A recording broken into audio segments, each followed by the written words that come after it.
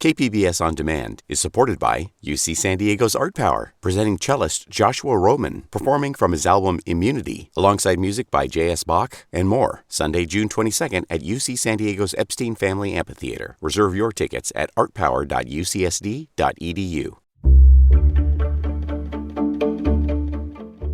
Good morning, I'm Debbie Cruz. It's Friday, September 16th. The arson trial surrounding the destruction of the USS Bonhomme Richard is now underway. More on that next, but first, let's do the headlines. San Diego federal prosecutors dismissed charges this week against one of the 5 officers tried in the Navy bribery case. Jurors were unable to reach a verdict against former Rear Admiral Bruce Loveless. He was one of 5 officers tried for allegedly accepting bribes from foreign defense contractor Fat Leonard Francis. The other 4 officers were convicted and will be sentenced later this year. Francis fled from his San Diego home earlier this month while under house arrest. He remains on the run. Vista High School canceled after-school events and football games this week as tensions continue over an attack involving some of the school's football players. The San Diego County Sheriff's Department has said the attack did not involve a sexual assault and the 14-year-old victim was not hurt. But the department is still investigating the incident, and so is the Vista Unified School District, along with a third-party investigator. It's been over a week since Queen Elizabeth II passed away. This weekend, there will be a memorial service held in her honor before her funeral on Monday. The House of England and the San Diego Corgi Club will be hosting a memorial at the House of Pacific Relations in Balboa Park Sunday at noon. If you'd like to watch the funeral, Shakespeare Pub and Grill will be opening at 2:30 a.m. on Monday to live stream coverage of the funeral in London. You can also watch on KPBS TV starting at 1 a.m. on Monday. From KPBS, you're listening to San Diego News Now. Stay with me for more of the local news you need. KPBS On Demand is supported by Splatero, helping homeowners pay for home improvements by offering streamlined access to your home's equity with no additional monthly payments or new debt. Splatero provides a lump sum payment in exchange for a share of your home's future value. Pre-qualification available at splatero.com.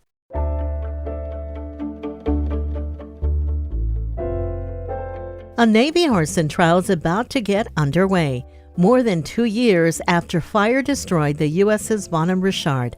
KPBS military reporter Steve Walsh says the trial comes as the Navy continues to unravel why the fire became one of the worst peacetime disasters in Navy history. Beginning on July 12, 2020, the USS Bonhomme Richard burned for nearly 5 days in San Diego Bay. It was horrifying. It was the biggest fire I've ever seen in my life. A lot of sailors did a lot of hard work to try and save that ship, and unfortunately, it was just too big. The fire was too large. Penny was off that Sunday morning. By the time he arrived at Naval Base San Diego, the ship was in flames. Penny became one of the Navy investigators on the origins of the fire. He hasn't spoken publicly about the disaster until now.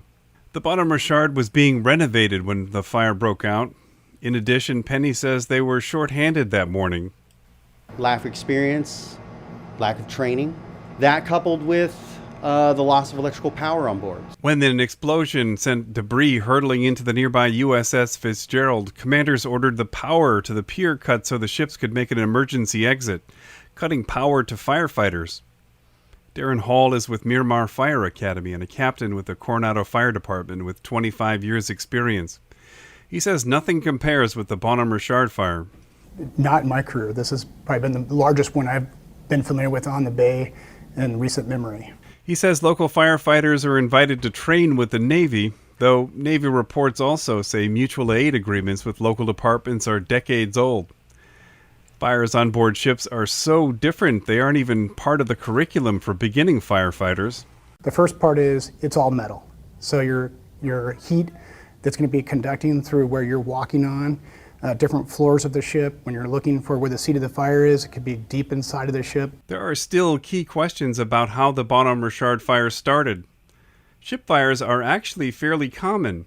Nonetheless, Seaman Apprentice Ryan Sawyer Mays is charged with arson and set to face a court-martial later this month.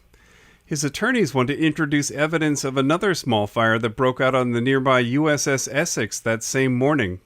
Gary Barthel was part of Mays' legal team. He says arson can be hard to prove, especially when there's extensive damage. Mays has maintained his innocence throughout, and whether it can be proven that it was an arson or not, I think that's one area that needs to be processed. In military court, the admiral in charge has the final word, but one reason the case has taken so long to come to trial is a hearing officer actually ruled the Navy didn't have enough evidence to convict Mays. She did not believe, based on this evidence, that the government would be able to prove its case beyond a reasonable doubt, and recommended that the case not go to a general court-martial. Penny, who investigated the fire, is now head of damage control on the USS Portland, a ship very similar to the USS Bonhomme Richard. Penny pushes the crew of his new ship. We do drills constantly. We train the crew constantly. I have changed the way that we do training on here. Every single sailor, from the captain down to the newest sailor on board, is required to don a firefighting ensemble. Our firefighting systems are maintained at the highest level possible. Penny worries that it could happen again. Every day is filled with some type of anxiety. After seeing the BHR, I would be lying if I didn't say that I am worried every moment.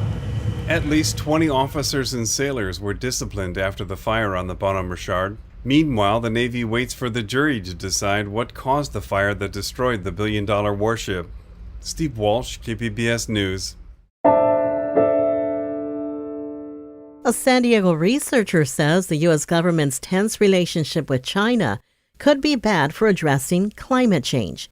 KPBS environmental reporter Eric Anderson has details. A UCSD researcher says the long-running political spat between two of the planet's most powerful countries could make it harder to slow the pace of global warming. We're definitely very worried that the increasing geopolitical tensions between the U.S. and China is going to make it more difficult. Michael Davidson examined 5 key areas. They include mature green tech like wind, solar, and battery power, as well as 2 emerging technologies, carbon capture and green steel. He says U.S.-China collaboration has lowered the cost of green technology, and Davidson says that should not be impacted by political friction and national security risks. We can manage those while also not putting up unnecessarily barriers. The findings are published in the current edition of the journal Science. Eric Anderson, KPBS News.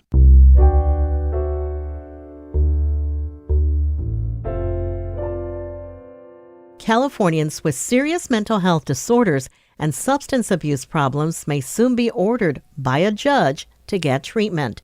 KPBS health reporter Matt Hoffman says Care Court has to be up and running in San Diego by next October. My son has spent more time in jail and prison than he ever has in a hospital. Anita Fisher is no stranger when it comes to mental health services. She worked for the San Diego chapter of the National Alliance on Mental Illness, and she has a personal connection. Fisher says her son Pharaoh, a former medic in the U.S. Army, is diagnosed with schizophrenia, and he's been in and out of treatment for years. California's Care Court codifies a process for court-ordered treatment for those suffering from severe mental illness. And I know there was definitely opposition to it because of right, but my son has no rights in jail or prison either. And so I would rather that he be temporarily, involuntarily treated in some manner so that he can then again be able to lead his own life. Matt Hoffman, KPBS News. San Diego Mayor Todd Gloria had some time in the national spotlight yesterday. The mayor participated in a White House conference aimed at countering hate-fueled violence and extremism in the U.S. Here's KPBS reporter John Carroll. Gloria joined one other Democrat and 2 Republican mayors at a panel discussion, part of the United We Stand summit.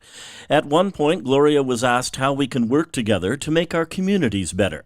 He had a somewhat unexpected answer. Get off social media. It's a flippant answer, but we're so much better than who we present ourselves in the digital world. These hate-filled voices, these people that take their hatred and their vitriol and they turn it into violence, they are not the majority. Gloria also pointed out that he appointed the city's first ever race and equity officer. He called that decision a case of leading by example. John Carroll, KPBS News. Coming up, we have some weekend arts events worth checking out. We'll have that and more just after the break.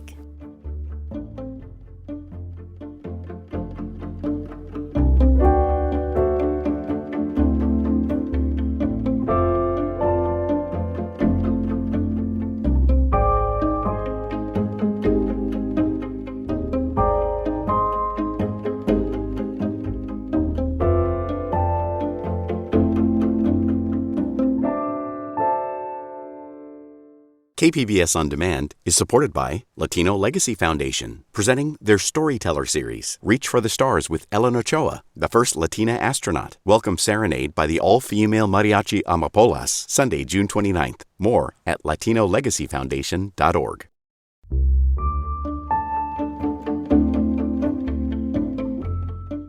This week marks the beginning of Hispanic Heritage Month, when we celebrate the positive contributions Latinos have on our society and nation. KPBS reporter Kitty Alvarado found a muralist who's making an impact.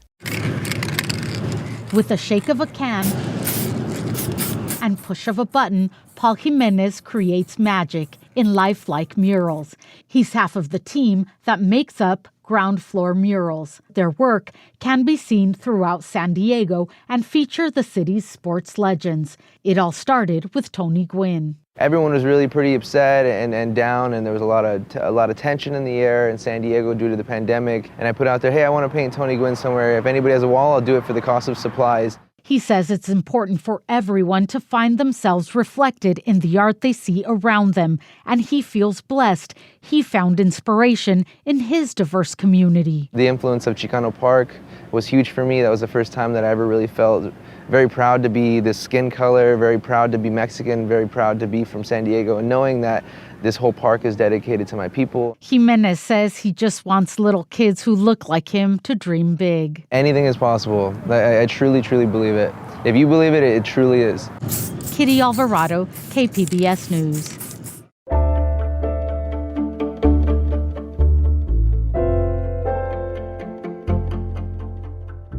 And before you go, we have a preview of weekend arts events for you. Here's KPBS arts producer Julia Dixon-Evans speaking with Jade Heinman about her recommendations for the weekend. For our weekend preview, we have contemporary art, some soul, dance, and kickball. Joining me with all the details is KPBS arts producer and editor Julia Dixon-Evans. And Julia, welcome. Hi, Jade. Thanks for having me. So the Museum of Contemporary Art San Diego in La Jolla is opening a new exhibition this weekend, and you've got a preview. What can you tell us about this exhibition?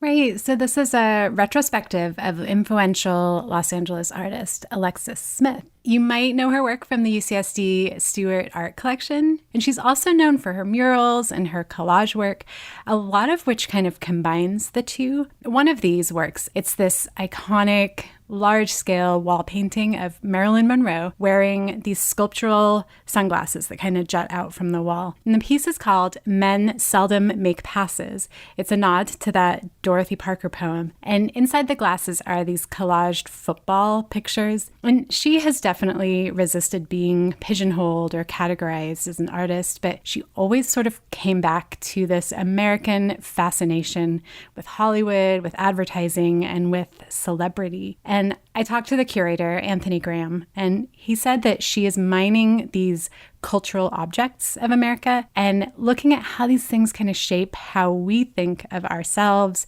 and of culture. She's really looking to these ideas of old Hollywood, this myth that, you know, the girl next door, the boy next door could head west, arrive in Hollywood and like make it on the silver screen and become a star. You know, that becomes a really clear example for her of what she sees as a really particularly American ethos of self-invention and self-reinvention. And this exhibition just opened to the public, and it'll be on view through the end of January. That's at the Museum of Contemporary Art San Diego at their La Jolla campus. Now here's something fun. Local contemporary dance company Disco Riot is presenting choreo and kickball this weekend. So will there really be kickball? Yes, there will. So this is an extension of Disco Riot's popular Choreo and series. They've done it with rock climbing, they've done it with roller skating, and this weekend's is also a part of the City of San Diego's Park Social Initiative, which was designed to provide opportunities for local artists and also get art out into the city's parks. This one is in Claremont Mesa at Olive Grove Park. And Disco Riot dancers will be performing a series of new works of choreography. And in between the dances, there's going to be some games of kickball that everyone in the audience can join in on. And in music, CeeLo Green is coming to the Shell to perform a tribute to the godfather of soul himself, James Brown. The tour is called CeeLo Green as Soul Brother 100. Tell us about this show. Yeah, so this is an outdoor show at the Shell Sunday night at 7:30, and CeeLo Green will perform a little bit of his own stuff as well as renditions of James Brown's iconic music. And Carl Denson's Tiny Universe will also perform. They're a funk and a groove band fronted by Carl Denson, who's also one of the founding members of Grey Boy All-Stars. They're a local band. And I will leave you with some music from Carl Denson's Tiny Universe from their latest album. This is Can You Feel It? When the rhythm fills the night, all the stars are shining bright. Can you feel it? Feel it? Feel it? People looking all around. All right, that's Carl Denson's Tiny Universe with Can You Feel It? They'll perform alongside CeeLo Green at the Shell on Sunday night at 7:30 p.m. For details on these and more arts events, or to sign up for Julia's weekly newsletter, go to kpbs.org/arts. I've been speaking with KPBS arts producer and editor Julia Dixon Evans. Julia, thanks. Thank you, Jade. Have a good weekend. That was KPBS arts producer and editor Julia Dixon Evans, speaking with KPBS Midday Edition host Jade Hindman. That's it for the podcast today. This podcast is produced by KPBS senior producer Brooke Ruth and producer Emmeline Mohebi. As always, you can find more San Diego news online at kpbs.org. I'm Debbie Cruz. Thanks for listening and have a great weekend.